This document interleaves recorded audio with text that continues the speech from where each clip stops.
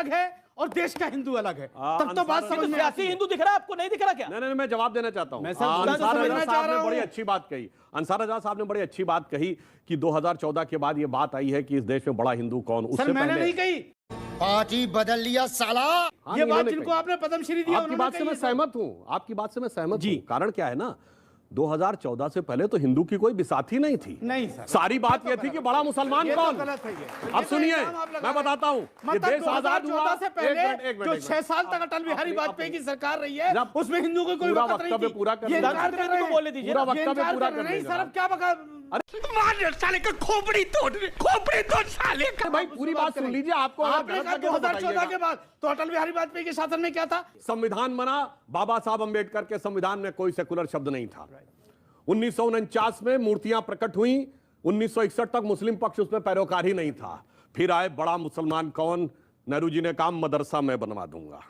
फिर आई इंदिरा गांधी, उन्होंने कहा तुमसे बड़े तो मुस्लिमों की सरपरस्त मैं गोरक्षक संतों पे गोली चलवा दूंगी।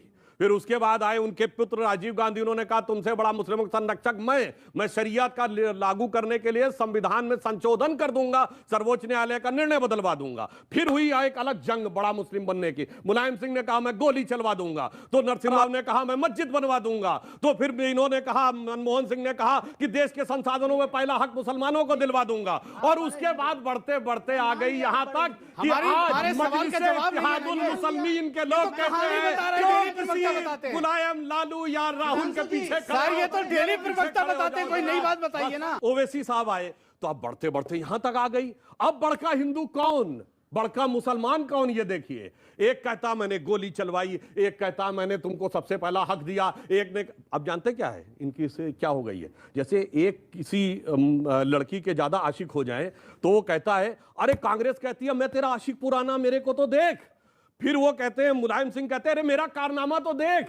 और फिर वो वैसे कहते हैं मेरा खानदानी घराना तो देख।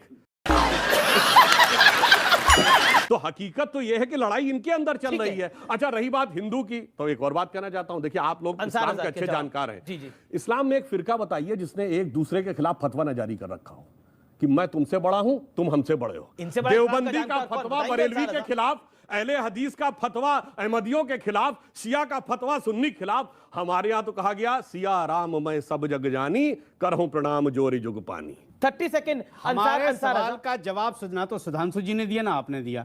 इन्होंने वो कहानी जो मुलायम सिंह और लालू यादव, नरसिम्हा राव, ये डेली प्रवक्ता बताते, ये सब रटी हुई बातें डेली पब्लिक को पता है। और ये व्हाट्सएप यूनिवर्सिटी से भी आया है, इसको बता दूं। क्यों कार सेवकों पे गोली नहीं चली थी? आप कह रहे व्हाट्सएप यूनिवर्सिटी से आया? एकदम इन्होंने वक्त बदल दिया, जज़्बात बदल दिए, जिंदगी बदल दी। मुसलमानों का क्या कसूर है कार उसमें? सेवकों पर गोली नहीं मुसलमानों चली थी? क्या कसूर है? किसी मुसलमान का नाम लिया? मुलायम सिंह यादव का नाम लिया? सर एक मिनट, क्या कार, देखिए कार सेवकों पे गोली चली थी नहीं चली? कार सेवकों पर जो गोली चली वो गलत था, लेकिन क्या मुसलमानों के कहने पे चलाई क्या? तो मुसलमान का नाम लिया था? ये तो कह रहे हैं मुसलमानों के सबसे बड़े अहमदी। उन्होंने तो यही कहा ना कि मुसलमानों के सबसे बड़े मुसलमान का नाम का लिया। मुलायम सिंह यादव मुसलमान है क्या? किस मुसलमान ने कहा था कि मनमोहन सिंह से कि आप ये कहिए कि माइनॉरिटी पे सबसे पहले हक है? किस मुसलमान ने कहा था कि कहिए? आप बोला, तब आपने इनकार किया। मुसलमानों तो ताली बजा रहे थे, तब तो ताली बजा रहे थे। मुसलमानों के नाम पे क्यों बिल फाड़ रहे हो? ताली बजा रहे थे। हर चीज मुसलमान पे, हर चीज, जबकि मुसलमान का कोई लेना देना। मस्जिद किसने? नरसिम्हा राव ने गिरवाई। उन्होंने अगर ये कह दिया कि हम बनवा करके देंगे, तो किसी मुसलमान ने कहा था कि गिराओ। ठीक, किसी मुसलमान ने कहा था कि गिराओ। क्यों जबरदस्ती सही कहा। कम से कम जमाते इस्लामी को, मुस्लिम पर्सनल लॉ बोर्ड को कहना चाहिए था कि नरसिम्हा राव या मुलायम सिंह तुम तो काफिर हो, तो मस्जिद तामील ही नहीं कर सकते, क्यों नहीं खड़े होके बोला? क्या जरूरत अब मैं इस डिस्कशन को देखिए, मैं मेरा निवेदन है कि विषयांतर ना हो। विषय हमारा है हिंदुत्व के नाम पर। मैं आपके पास आता हूं शोहेब जमाई, हम कई बार इस देश के अंदर देखते हैं कि डराने का माहौल क्रिएट किया जाता है। इस देश के अंदर ही शाहीन बाग हुआ और डराया गया कि देखिए इससे नागरिकता चली जाएगी। आप भी थे उस आंदोलन के अंदर जब आप भी कहते थे देखिए नागरिकता चली जाएगी। आज करीब करीब 2 साल से ऊपर हो गए हैं उस पूरे घटनाक्रम को। क्या आपकी नागरिकता गई है? सवाल है नहीं गई है, लेकिन डराया गया और डर का माहौल ऐसा बनाया गया कि Hindutva is equal to Boko Haram और ISIS। वो बोको हरम जो औरतों को सेक्स स्लेव बनाता है, वो बोको हरम जो बच्चों की गर्दनें काटता है, वो बोको हरम और ISIS जो नरसंहार करता है। हिंदुत्व ने देश में नहीं दुनिया में कहां ऐसा करा? अगर एक एग्जांपल दे देंगे तो यहां पे मैं पत्रकारिता छोड़ दूंगा। बताइए आप मुझे। देखिए अमीश देवगन, बड़े संवेदनशीलता से एक बात पूछना चाह रहा हूं। मैं सुधांशु जी की, डॉक्टर साहब की बात बड़ी करता हूं, ठीक है, इन्होंने कहा कि हम बड़े हिंदू हैं, ठीक है साहब, आप बड़े हिंदू हैं, आप हिंदू के खैर खां हैं बहुत। मुझे बस इतना बता दीजिए कि जब इस बड़े हिंदू के सरकार में आने के बाद कितने हिंदू बच्चों को नौकरी मिली, इसका डेटा ले आइए। आ रहा हूं बहनचोद। और कितने हिंदुओं की नौकरी गई, कितने हिंदू कारोबारी आत्महत्या करने पे मजबूर हुए, और कितने हिंदू बच्चियों का रेप हुआ, कितने दलित बच्चियों का रेप हुआ, वो सारे आप आंकड़े रख दीजिए। अगर आप कहते हैं कि कांग्रेस सरकार के मुकाबले में आपके टाइम में हिंदुओं को ज्यादा नौकरी मिली, आपके टाइम में हिंदू बच्चियों का कम रेप हुआ, तो मैं मान लूंगा कि आप बड़े हिंदू हैं, वरना आपसे बड़ा हिंदुत्व का कोई दुश्मन नहीं।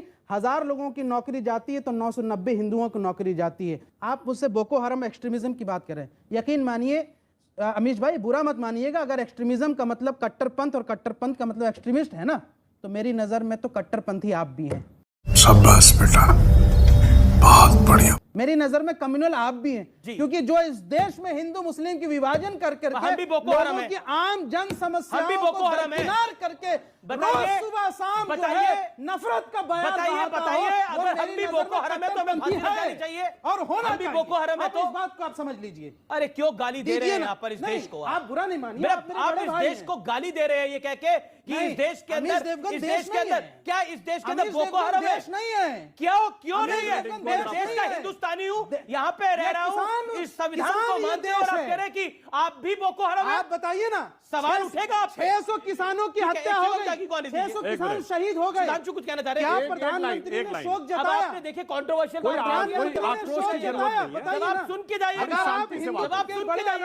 अरे भाई बड़ी शांति से बात करिए। तो आपने ये कहा, तो ये बताइए फिर ओवैसी तो कह रहे हैं कि सबसे ज्यादा इनकाउंटर और पकड़े मुसलमान जा रहे हैं, तो आप सही, ओवैसी सही। बोलिए ओवैसी गलत। खत्म, bye bye, tata, goodbye, गया। बोलिए ओवैसी गलत। आप तो डॉक्टर हैं, हाँ जी बिल्कुल, ठीक है, ऑन्कोलॉजिस्ट हैं जी है। ये बताइए, कोरोना की वैक्सीन के लिए दुनिया मारामारी थी, ठीक है, कोरोना की वैक्सीन यहां किसने मारी? आधार पूनावाला। क्या है? माइनॉरिटी। सबसे बड़ा scientist doctor Homi Jehangir Bhabha, minority. सबसे पहला इंडस्ट्रियलिस्ट टाटा, माइनॉरिटी। सैम मोनेक्शा, पहला फील्ड मार्शल, माइनॉरिटी। आपको पता है और सुनिए, कोरोना की वैक्सीन सबसे पहले किसने बनाई? फिर डिस्टर्बेंस करने लगते हैं। एक सेकंड पूरा जवाब डिस्टर्बेंस सुनिए ना। करने, ये तरीका ठीक नहीं है। वो मैं जवाब, आप बोलते हैं सब, मैं बोल लूं, अपने टर्म का इंतजार करिए, अपने टर्म का इंतजार करिए भाई। 20 सेकंड आप लगातार बोलेंगे, ऐसे कैसे चल सकता है? हाँ, इतना देर तो आप ही बोल चुके। आप जानते क्या होता है इनके सामने समस्या क्या है? अब मैं कह रहा हूं जाके कोई चेक कर ले। ये कहते हैं आज 2.5% मुस्लिम क्यों रह गए? 1931 के सेंसस देखिए, देश की जो वो थी रेट ऑफ लिटरेसी, वो थी 8%, उत्तर प्रदेश में थी 7%। वो जातिगत है, इसलिए मैं बोल रहा हूं 31 में। हिंदू समाज में सबसे पढ़ी लिखी जाति मानी जाती थी ब्राह्मण, उसकी 15%, राजपूतों की 13% और सैयद मुसलमान 24%।